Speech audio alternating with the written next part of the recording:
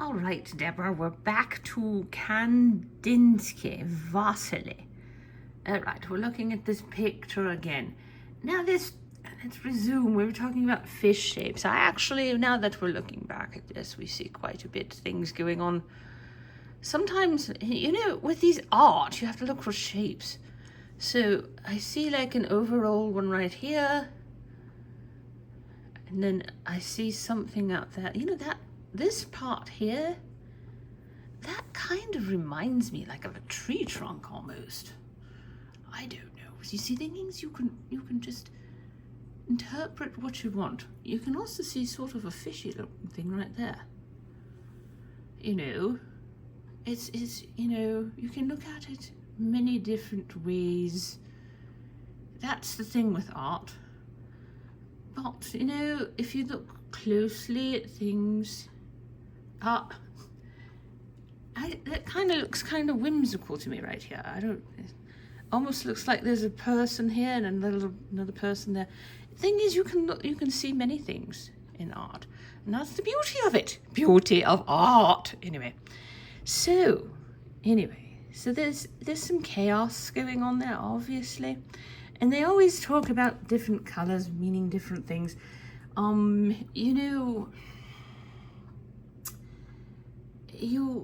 The reds usually indicate passion, and blue, calm, and green, life, I think. And I don't remember what orange stands for. I think passion, maybe?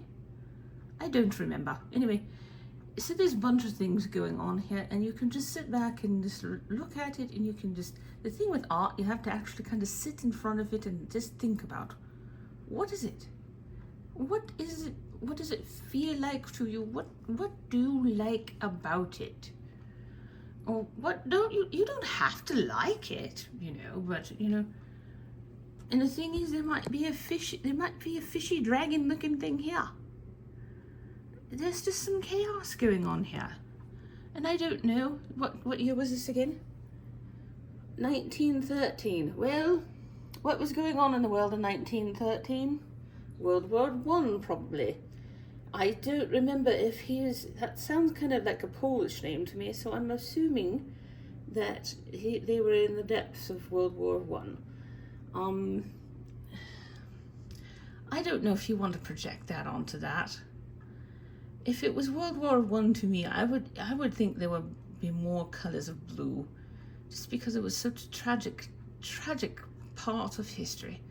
So I don't know what the artist was really trying to say, but I don't think it's about an allegory of war or anything like that. But anyway, I think there's some peace in there. If you look for it, I think there is some peace. But let's move on to art number 3. All right. This one, my dearest Deborah, this is the one where I was saying it's sort of, we're going to have a difficult time doing this one. Yeah, we might have to do it from this side because of the light. It's terrible light. But anyway, this is called 1 Year the Milkweed from Gorky from 1944. So, as we know, 1944, now that was World War II. We're just putting it in historical perspective. We're not saying the piece is about it or anything. It could be, but we don't know.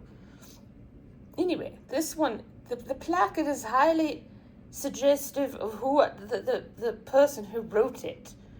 A tangle of branches, memories, and drifting forms creates a dense swamp-like space where figures half emerge and dissolve. Reds and yellows flicker like longing in the shadows, as if the past is trying to reach through the dark and finding its shape again. Well, goodness. Here, I've got to put over here because the reflection's catching the shades. Anyway, let's see. What are we looking at here? Oh, so,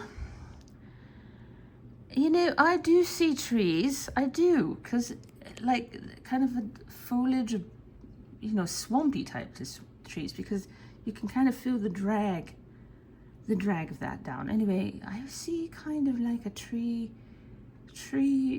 branches type things through here, and I kind of see it through here, and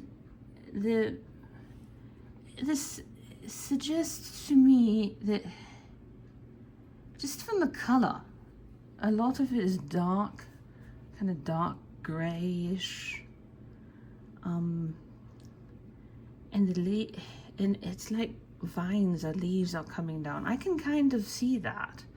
Like this is like one giant tree structure, and that one might be another, and these are branches, and the yellows and the highlights.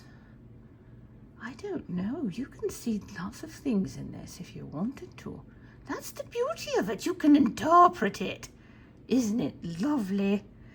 It's lovely how art, you can interpret it. And everyone comes at art, and they come at it from different points. Maybe part of their lives is, something in their life is suggesting this person is, what the placard.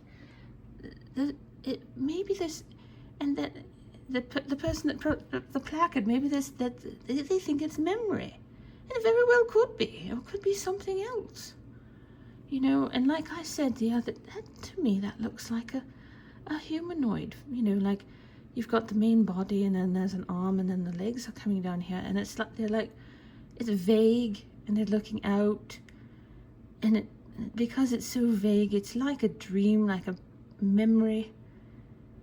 And these little red things, like I said, red usually means passion or, love or something. So something, there's hints of something that, and yellow, it's hints of something that might have been beautiful, but right now it's murky. And it kind of, you just have to kind of look at it and wonder and go, I don't know what the artist was trying to say, but I know what I can understand what I read from it. Anyway, so this is what our project is. Again, because we spent all this money back in 2008. You know how these things work, Deborah. I mean, they came in like, what? I mean, I think I looked over the film I sent you, and it said U.S. letter. It's not as long as a U.S. legal, 11 by 13. But anyway, I should have just taken a measurement. Next time I shall, and I'll let you know. But anyway, they came in like, packs of 10 maybe, and then you paid $25 for them. There's 360 of these things. I bet you money they didn't come in 10 because they wanted to make more money off them than that. You know. But it's beautiful, and it's nice to have. And I like learning about things. Anyway, Deborah, this is the IMP Masterpiece World's Greatest Paintings. You know what I'm also going to do? Because this is, we don't need to have just these things. See, these things were actually on the piano before. But I'm going to actually put little miniature sculptures. It's going to be like a gallery of miniature reproductions. Anyway. All right, Deborah. I love you. Bye-bye.